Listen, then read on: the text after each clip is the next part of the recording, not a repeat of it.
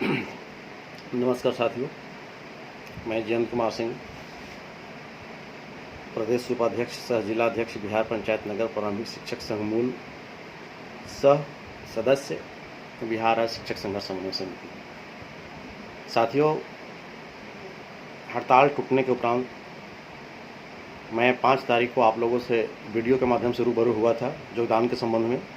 जैसा कि मैंने खासकर औरंगाबाद ज़िला से जब मैं बिलोंग करता हूं, तो औरंगाबाद ज़िले के शिक्षक साथियों के संबंध में, ज़िले के तमाम शिक्षक साथियों के संबंध में मैं बिहार शिक्षक संघर्ष समन्वय समिति के लेटर पैड पर यह लिखित दे करके जिला शिक्षा पदाधिकारी को मैंने सूचना किया था कि ज़िले के तमाम शिक्षक जो हैं 17 फरवरी से हड़ताल पर गए थे, सभी हड़ताल से वापस हो गए हैं और इसी आवेदन के आलोक में सबका योगदान सुनिश्चित किया जाए।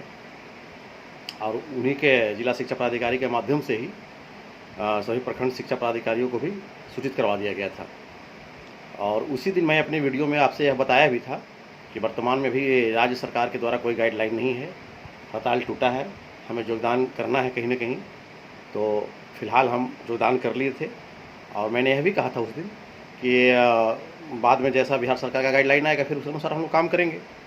तो इसी क्रम में कल करीब यानी 6 तारीख को, आज 7 तारीख है, कल करीब 3 बजे तक लगभग अपर सचिव गिरिवर दयाल सिंह जी का एक पत्र आया है जिसमें स्पष्ट रूप से गाइडलाइन किया हुआ है कि शिक्षक 17 फरवरी से हड़ताल पर गए हुए थे, उन्होंने 4 तारीख को हड़ताल से वापस आए। वो सब वर्तमान में सभी विद्यालय बंद है।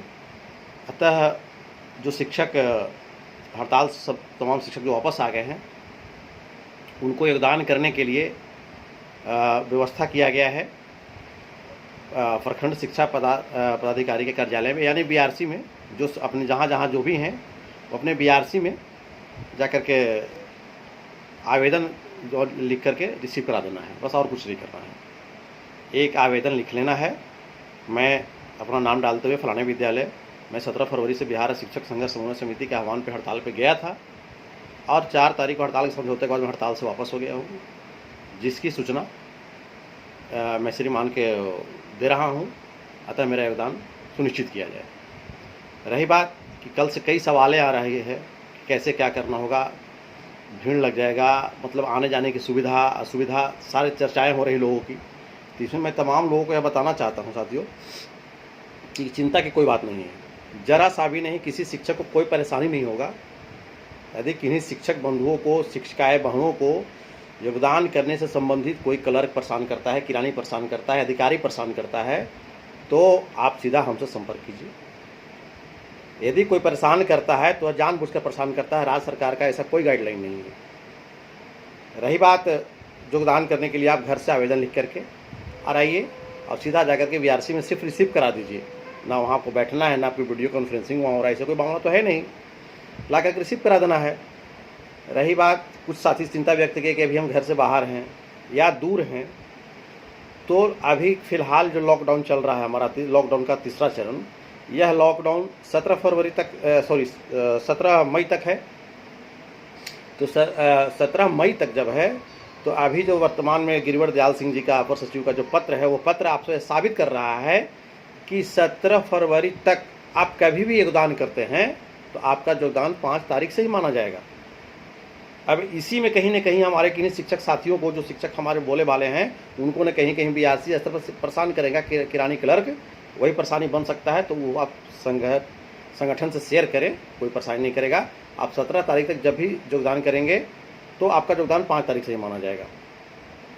कुछ साथी जिला से बाहर हैं, ये भी सवाल है, तो वैसी स्थिति में उस पत्र में यह भी अंकित है कि आप वहाँ के संबंधित जिला पदाधिकारी से पास बनवा करके आ जाएं। यदि पास बनवाने में किसी कारण से किंतु परंतु दिक्कत हो रहा है तो आप व्हाट्सएप के माध्यम से अपने अधिकारी को वहाँ से सूचना दे दें कि हाँ, हम फलाने जगह पे हैं, हम जैसे ही आएंगे योगदान कर लेंगे। तो फिर आप जब भी आएंगे, अगर यदि 17 के बाद लॉकडाउन बढ़ भी जाता है या 17 को समाप्त भी होता है, आप जब भी आकर फिर योगदान करेंगे तो आपका योगदान जो है वह 5 मई से ही माना जाएगा। इसलिए चिंता के विषय नहीं है साथियों, जरा सा भी उधेड़-बुन में नहीं पड़े। जो साथी जहाँ पे है आराम से रहें, कोई चिंता नहीं करें, घर में हैं, लॉकडाउन का पालन करें। सोशल डिस्टेंस का पालन करें।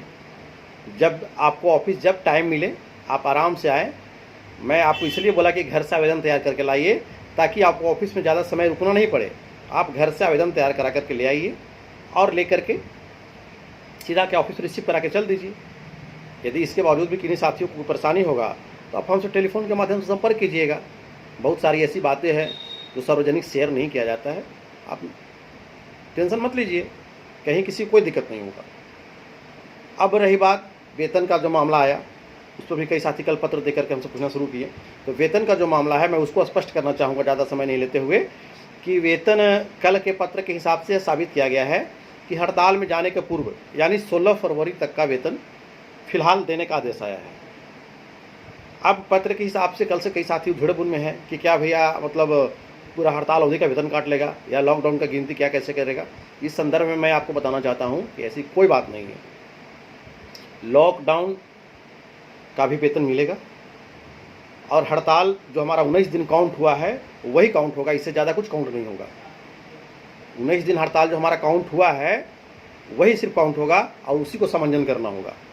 उस पत्र के अंत में एक दिया हुआ है कि हड़ताल और लॉकडाउन की अवधि का जो है इस अगले पत्र में इसको स्पष्ट किया जाएगा। तो सरकार की अपनी अपनी तकनीकी है, अपनी व्यवस्था है, उस व्यवस्था में छेड़छाड़ करने की भी आवश्यकता नहीं है हम लोगों को। वो निकाला जाएगा, पत्र पूरा स्पष्ट है। मैं इस बात को समझ रहा हूँ, आप सभी समझने का ही प्रयास करें, जरा सभी चिंता नहीं करें, कोई चिंता करने की बात नहीं है। वह पत्र जैसे ही बहुत जल्द पत्र निकल जाएगा और आपके तमाम पैसे हम लोगों का मिलेगा। जब जहाँ पर हमारे साथी सोच रहे हैं, मैं उनको बताना चाहता हूँ कि आप उस पत्र का अवलोकन कीजिए कि सरकार खुद कह रही है कि विद्यालय बंद है, इसलिए योगदान इनको यहाँ कराना है। तो जब विद्यालय बंद है तो फिर विद्यालय बंद है तो हम लोग विद्यालय से बाहर हैं, तो फिर पैसा कैसे काट लेगा। मतलब जो हम लोग लॉकडाउन की स्थिति को गुजारे हड़ताल अवधि में, वह विद्यालय बंद है, मतलब अवकाश घोषित है हम लोगों के लिए, तो अवकाश में चला गया। तो अवकाश में चला गया तो उसका पैसा कहाँ से कटेगा। रही बात 19 दिन की हड़ताल का, तो हड़ताल का समंजन करना होगा, तो प्रयास होगा समंजन करने के लिए। जब वहाँ से पत्र आएगा तो हमें यहाँ बैठ करके अधिकारी से हम लोग एक अपना रविवार कैसे कैसे क्या करना है, या हो सकता है कि इसको गर्मी छुट्टी में समंजन करवा लें। गर्मी छुट्टी में समंजन करवा सकते हैं, 20 दिन का 21 दिन का छुट्टी हमारा है, 19 दिन का हड़ताल है, वो भी कर सकते हैं। इसलिए चिंता की जरा सी बात नहीं है साथियों, निश्चिंत रहें और योगदान करने के लिए एकदम आराम से आएँ। इस स्थिति में कहीं किसी प्रकार को रास्ता में कोई बाधा नहीं बने आपका। ज़रा सा डिप्रेशन में नहीं आए कि हाँ कैसे आना है, भाग दौड़ मत करें। एकदम आराम से आप जब भी समय मिले आप आकर के रिसीव करा दीजिए। 17 तारीख तक आपका योगदान 5 से ही माना जाएगा, कहीं कोई चिंता की बात नहीं है। और रही बात आगे की, तो जब कोरोना महामारी से निपट लेंगे हम लोग, अभी तो पूरा विश्व ताहिमाम कर रहा है, प्राकृतिक आपदा से निपट लेंगे। निपटने के बाद एक नीति बनेगा और नीति बना करके जो हमारी अगली रणनीति है वही रणनीति होगा जो शिक्षक हित का काम करेगा, वही बिहार पर राज करेगा। इस नीति के तहत एक तमाम शिक्षक साथियों को शपथ लेना होगा। कोई जात पात नहीं आनी चाहिए इस बार, कोई जात पात नहीं। जब हम शिक्षक हैं, सबको एक समान एक लाठी से दंड दिया गया, वहाँ पर नहीं पहचाना गया कि कौन किस जाति का है, कौन किस पार्टी का है, कौन किस बिरादरी का है। तो फिर अगर चुनाव के समय आता है और वहाँ पर हम लोग अगर दिखाते हैं कि अपना जाति का प्रतिष्ठा बचा लो, अपना भाई का प्रतिष्ठा बचा लो, तो हम लोगों से ज़्यादा भ्रष्ट फिर कोई नहीं हो सकता है। इसलिए अपने आप को संभालें और अगली रणनीति में लग जाएं। अपने अंदर जो आक्रोश है, हड़ताल से जो बैरंग लौटे हैं हम लोग, उस आक्रोश के अपने अंदर पाल करके रखें, उसको भूलें नहीं, पाल करके रखें। और आगे आने वाला समय में वही आक्रोश आपके लिए फ़ायदा बनेगा साथियों, आपके आगे का जाने का मार्ग प्रशस्त करेगा साथियों।